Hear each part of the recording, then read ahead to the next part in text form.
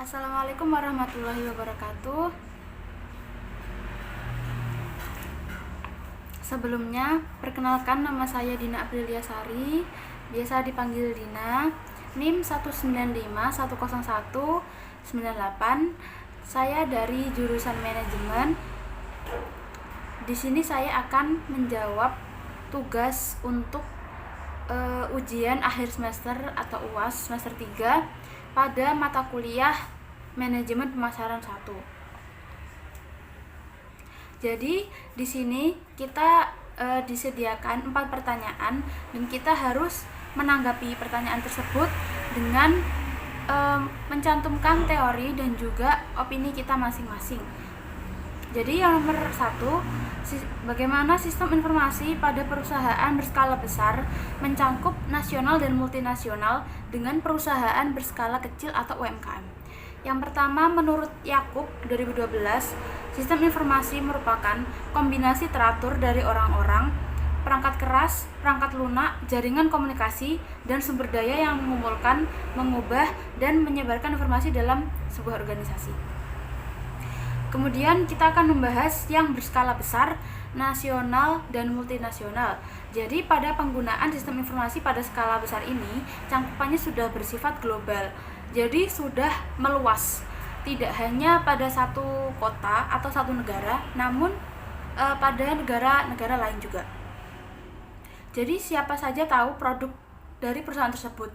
Produk dan layanan yang dijual di berbagai negara disesuaikan dengan kondisi pasar lokal. Jika kita tahu, contohnya seperti Apple, siapa sih nggak tahu Apple ya kan? Pasti semua orang tahu Apple. Karena kenapa? Pemasaran mereka tuh sudah mencangkup seluruh dunia bahkan. Jadinya siapa pun tahu, entah itu iPhone, entah itu MacBook, dan juga produk-produk lainnya.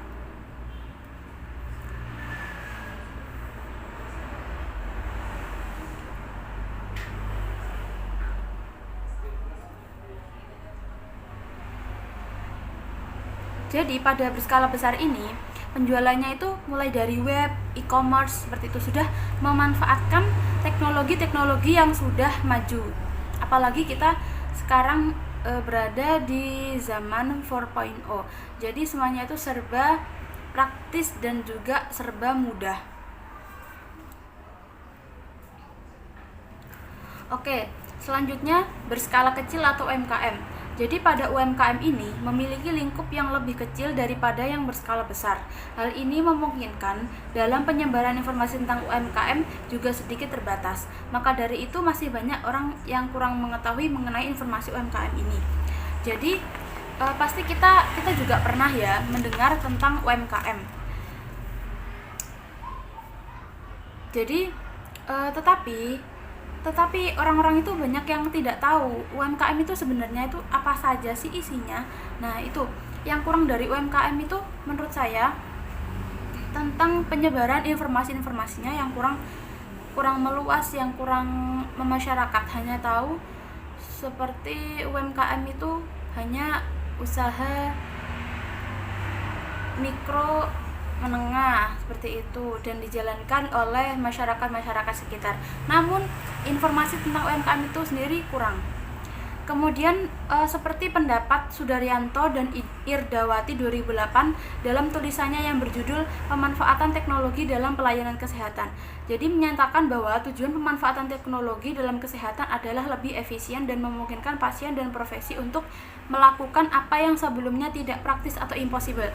Jadi di sini bisa kita tarik contoh teknologi dalam pelayanan kesehatan ini saja sudah menerapkan manfaatan teknologi. Jadi kita berharap UMKM ini lebih mengembangkan sistem teknologi tersebut karena zaman juga sudah maju dan teknologi semakin canggih dan kita juga lebih mudah untuk memanfaatkannya. Kemudian nomor 2, mengidentifikasi pesaing usaha berdasar lingkungan pemasaran dan persaingan pasar pada pasar online dan juga pasar offline. Jadi yang pertama, menurut Kamus Besar Bahasa Indonesia atau KBBI, persaingan adalah suatu persaingan yang dilakukan oleh seseorang atau sekelompok orang tertentu agar memperoleh kemenangan atau hasil secara kompetitif. Kemudian, menurut Philip dan Duncan, pemasaran adalah sesuatu yang meliputi semua langkah yang dipakai atau digunakan guna menempatkan barang yang bersifat nyata ke tangan konsumen.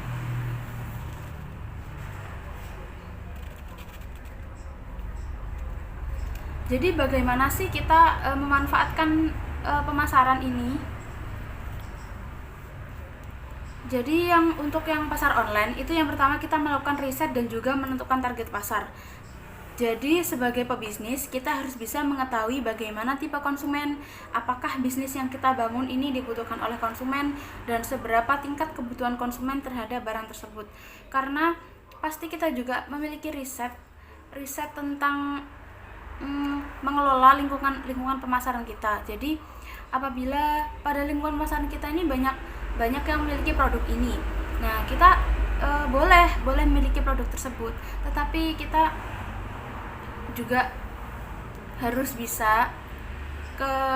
bisa lebih inovasi seperti itu.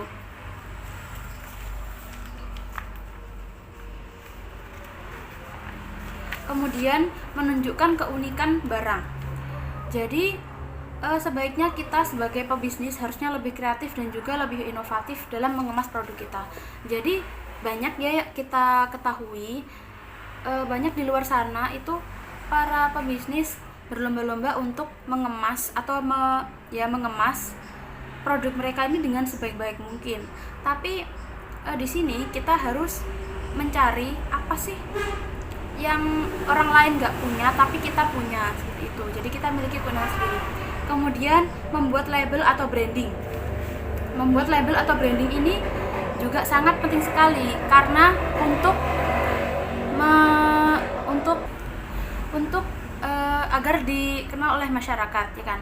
Jadi apabila kita tidak memiliki labeling atau branding itu kesempatan untuk diplagiasinya itu lebih sedikit daripada kita memiliki label atau branding. Jadi misalkan ada yang plagiasi terhadap kita, itu kita bisa menuntut.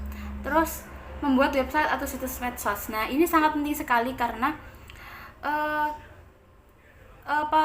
e-commerce mana sih yang enggak punya situs medsos, ya kan. Jadinya kita itu harus memiliki situs medsos untuk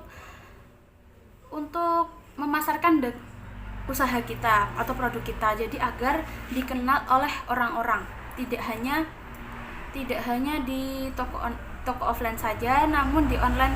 Apalagi online ini menurut saya cangkupannya sangat luas sekali, seperti itu.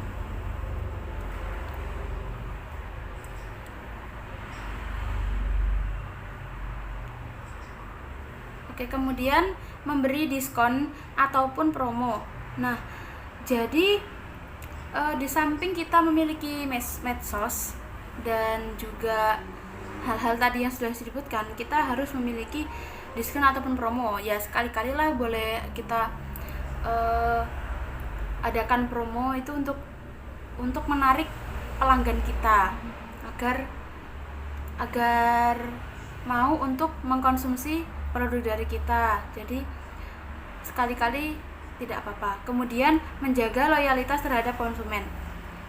Hal ini sangat penting karena di samping kita mengunggulkan kualitas produk, kita juga harus meningkatkan loyalitas kita terhadap konsumen kita agar konsumen kita juga senang terhadap produk kita. Ini menurut saya benar sekali karena pasti kita tidak mau ya kehilangan konsumen meskipun satu, ya pasti ada saatnya itu konsumen itu bosan dengan produk kita. Namun kita harus tetap menjaga loyalitas itu dengan cara apa sih? Contohnya misal kita adakan Q&A di Instagram atau di sosial media itu. Nah, itu bagaimana kepuasan terhadap produk kita. Kemudian yang ketujuh, mencari endorsement. Ini menurut saya ini juga sangat penting ya, apalagi kalau bisnis kita ini sudah maju, sudah baik, sudah tinggi, sudah banyak banyak kemasukan. Nah, ini kita bisa memanfaatkan endorsement atau selebgram untuk memasarkan produk kita agar dikenal oleh masyarakat luas. Kemudian selalu bersikap jujur, dan ini menurut saya juga sangat penting sekali, karena sangat penting dalam berbisnis, karena semua itu kembali kepada kita yang selalu memberikan review jujur atau real picture kepada konsumen agar konsumen tidak kecewa. Pasti kita banyak kasus itu konsumen itu merasa kecewa, kok barangnya seperti ini, kok tidak sesuai dengan gambar seperti itu. Nah, jadi kita itu sebisa mungkin memberikan real testy atau real picture kepada konsumen kita agar konsumen itu selalu percaya kepada kita. Gitu. Oke, kemudian pasar offline, yaitu yang pertama melakukan riset. Riset itu sangat penting sekali, meskipun itu untuk pasar online, pasar offline itu juga sangat penting sekali. Karena untuk kita harus tahu lingkungan pemasaran kita seperti apa. Kemudian mematok harga yang terjangkau. Nah, ini sangat penting sekali, apalagi kalau kita baru membuka bisnis kita. Jadi orang-orang itu lebih tertarik dengan harga yang terjangkau daripada mahal. Itu adalah salah satu cara untuk menarik konsumen. Jadi yang pertama itu mematok harga yang terjangkau. Pasti orang-orang, wah ini terjangkau ya, aku cocok deh. Apalagi misal kita memiliki effort yang lebih kepada produk kita, jadi sepadan meskipun harganya terjangkau, tapi juga kita itu memberikan kualitas yang bagus juga gitu.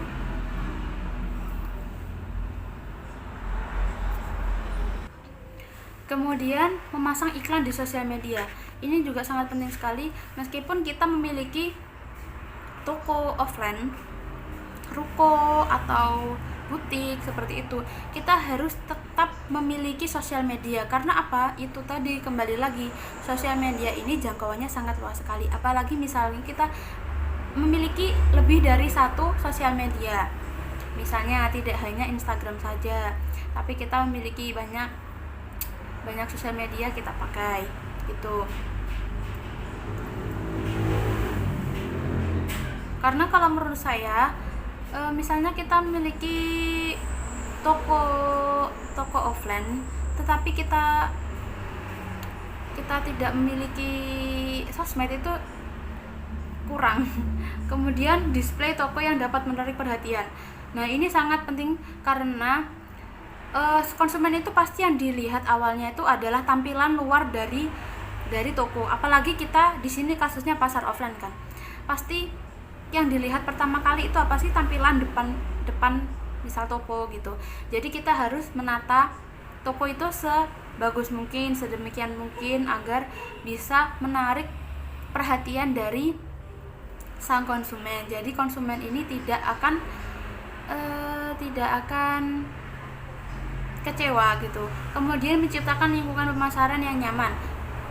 Kemudian ini juga sangat penting karena banyak sih, saya juga pernah mengetahui ada lingkungan pemasaran itu yang tidak nyaman. Misalnya kayak restoran itu dalamnya tidak tertata dengan baik atau kotor atau bagaimana. Nah, jadi kalau misalnya kita punya butik baju, itu kita tidak hanya luarnya saja yang ditata, tapi dalamnya juga ditata. Jadi ketika konsumen ini memilih produk kita, konsumen ini tidak akan bosan dan tidak akan merasa tidak nyaman. Pasti konsumen itu nyaman jika toko kita itu tertata dengan baik gitu.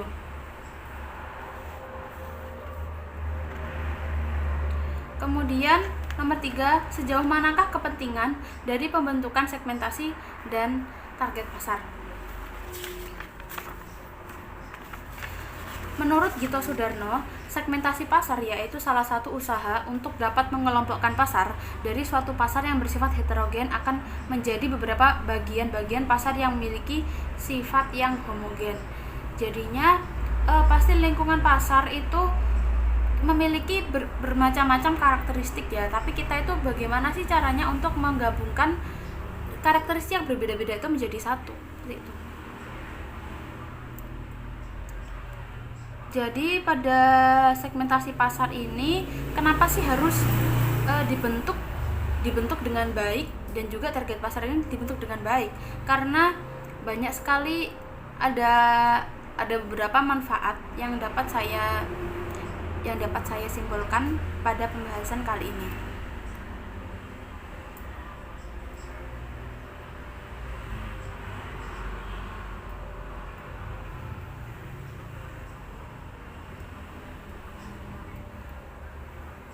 Yang pertama, dengan adanya segmentasi pasar bisa dipastikan pengaturan produk menjadi lebih mudah karena sasaran konsumen dari produk tersebut sudah ada. Nah, ini karena sehingga pihak perusahaan tinggal memasarkan saja. Ini pula yang menjadi alasan mengapa pemasaran pasca segmentasi pasar lebih efektif dan efisien, karena peluang produk laris dibeli konsumen lebih besar dibandingkan yang tidak menerapkannya. Jadi sebelumnya kita kan sudah melihat segmentasi pasar yang ada pada lingkungan pasar kita itu seperti apa. Jadi kita tahu barang-barang apa yang dibutuhkan oleh konsumen kita. Kemudian pihak perusahaan bisa melakukan perbandingan antar pasar dengan melakukan pengelompokan konsumen. Jadi, jika menerapkan segmentasi pasar tentu pihak perusahaan sudah mengantongi karakteristik, daya beli, jenis marketing yang disukai, serta kebutuhan pelanggan. Jadi tidak dimungkiri terkait konteks ini konsumen memiliki ukuran yang berbeda-beda. Karena hal itulah pihak perusahaan bisa melakukan perbandingan antar pasar dengan melakukan pengelompokan konsumen. Nantinya akan muncul hasil perbandingan kelompok mana yang lebih banyak membeli produk dan yang tidak. Jadi pada pembahasan ini kita sudah tahu nih target pasar itu seperti apa saja, kayak mulai dari usia, jenis kelamin, seperti itu, dan juga kebutuhan dari konsumen ini apa aja sih yang ada di sekitar lingkungan pemasaran kita. Misalnya lingkungan pemasaran kita ini sangat penting sekali buah. Nah, jadi kita buat kios buah. Kemudian yang 4A, langkah pertama apa yang Anda lakukan dalam memasarkan produk Kedai Bayu ini. Jadi pada studi kasus ini kita disediakan kasus bahwa Bayu ini akan membuka kedai yang telah dibuka oleh orang tuanya dan dia tinggal meneruskan. Langkah pertama apa yang Anda lakukan, yang saya lakukan dalam memasarkan produk Kedai Bayu ini? Jadi yang pertama yang saya akan lakukan itu melakukan promosi yang dilakukan secara online dan offline. Karena pada Bayu ini dia sudah memiliki kedai kan tadi. Dan langkah pertama yang harus dilakukan adalah memperkenalkan kepada masyarakat luas. Jadi tidak hanya memasarkan offline tapi juga online. Misalkan kita bisa menawarkan kepada lingkup kecil dulu, keluarga bisa, kemudian tetangga-tetangga sebelah rumah kita juga bisa.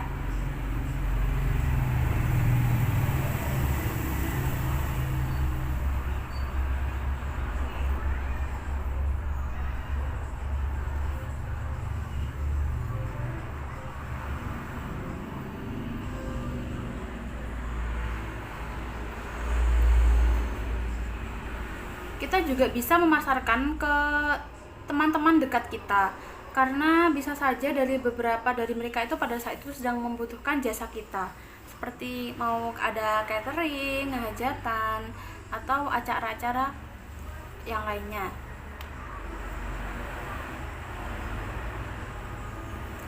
Kemudian yang soal 4B, bagaimana cara menentukan segmen dan target pasar agar konsumen yang Kedai Bayu sesuai sasaran? Menurut teori pemasaran, segmentasi pasar dapat diartikan kegiatan untuk menentukan pasar yang tepat bagi bisnis atau perusahaan yang kita miliki. Jadi yang pertama yang harus kita lakukan adalah menentukan target pasar. Seperti tadi yang saya katakan, berulang-ulang kali saya katakan, target pasar ini sangat penting sekali karena mulai usia berapa, jenis kelamin, dan status sosial dan ekonominya seperti apa. Kemudian yang kedua, mengetahui masalah dan solusinya. Jadi kita melakukan pendekatan terhadap konsumen seperti bagaimana tentang rasanya sudah sesuai atau bagaimana atau kurang. Hal sederhana seperti ini sangat bermanfaat untuk kemajuan bisnis kita. Kemudian mempelajari siklusnya. Jadi kita harus mempelajari siklus terhadap produk kita sendiri ya. Jadi apakah produk kita ini bisa diterima atau tidak oleh segmen pasar kita. Kita harus mempelajari hal-hal yang menjadi aktivitas, keinginan, tindakan, dan hal yang dilakukan oleh pelanggan. Dengan begitu, hal-hal kecil yang membuat terhambatnya perkembangan bisnis kita ini bisa segera ditangani secepatnya oleh tim kita. Kemudian yang terakhir, menetapkan tujuan.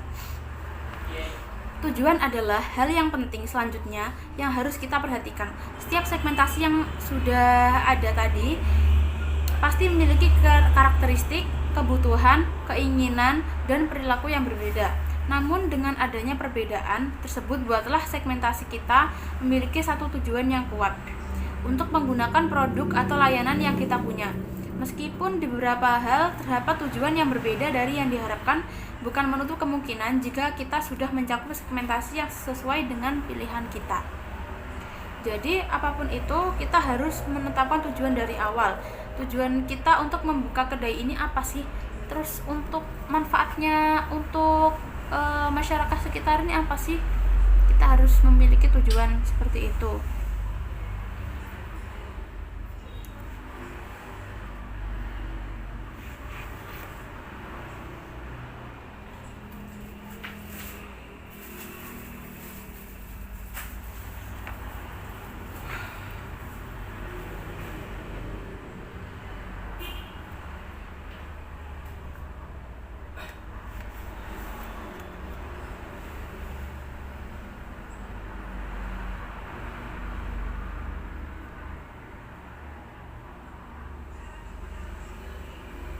Kemudian target pasar.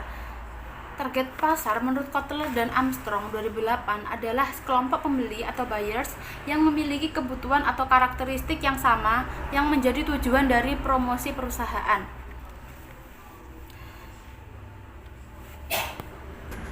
Oke, jadi pada kasus Bayu ini menurut saya produk yang Bayu punya ini harus memiliki target pasar yang tepat. Jadi kalau menurut saya target pasar yang Bayu ini harus dengan jumlah semua umur dengan jumlah yang berkelompok seperti keluarga. Karena di sini produk yang disajikan sangat recommended untuk disantap oleh bersama keluarga ataupun kelompok lainnya. Sehingga di sini saya lebih menargetkan kepada keluarga yang akan mengadakan acara seperti contohnya makan-makan gitu. Kemudian 4C,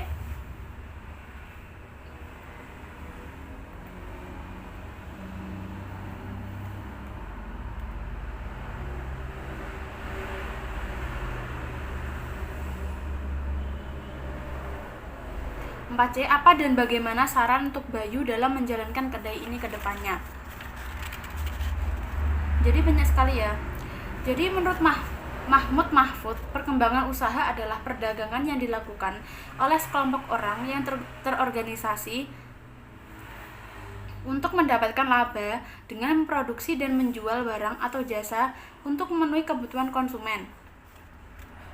Kemudian saran untuk Bayu dari saya itu yang pertama, tetap berpromosi. Karena itu kunci dari seorang pebisnis itu tidak kenal menyerah. Jadi kita itu tetap berpromosi apapun yang terjadi, entah itu melalui offline, entah itu melalui online. Jadi kita itu harus tetap berpromosi dan juga kita harus tetap sharing terhadap calon konsumen kita atau yang sudah menjadi konsumen kita. Jadi agar usaha kita itu tidak terlihat kayak usaha yang mati gitu. Kemudian mengutamakan pelayanan terhadap konsumen. Ini sangat penting sekali karena konsumen merupakan hal yang perlu sekali diperhatikan.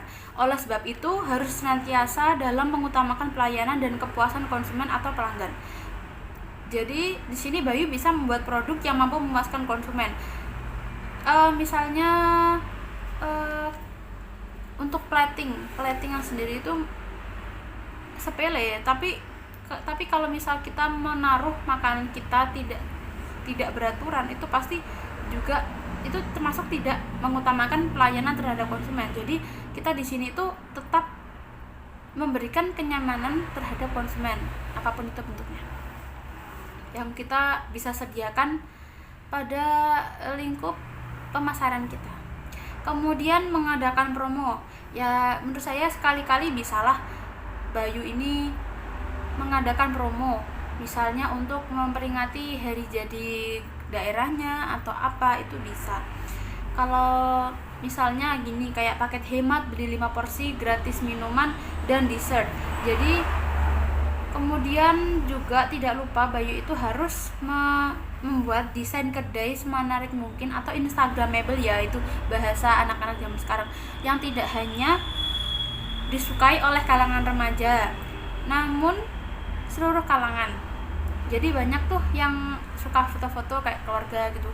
Terus meningkatkan kinerja, jangan bosan dalam berinovasi dan berkembang setiap harinya agar bisnis yang ada tidak berhenti di tengah jalan atau membuat kinerja menurun. Buatlah semangat pengembangan kinerja terhadap diri sendiri dan juga karyawan dalam usaha untuk selalu meningkatkan kualitas diri. Jadi Bayu dan juga karyawannya ini juga harus tetap meningkatkan kinerja, memperluas jaringan bisnis. Jika usaha ini berjalan dengan lancar dan omset yang didapat juga semakin meningkat, Bayu mungkin saja bisa membuka cabang baru di kotanya terlebih dahulu. Karena menurut saya segala sesuatu itu harus kita lakukan dalam lingkup kecil terlebih dahulu, kemudian ke lingkup yang lebih besar. Jadi yang jika usaha yang Bayu kelola ini sudah besar, itu bisa membuka cabang baru. Untuk apa sih?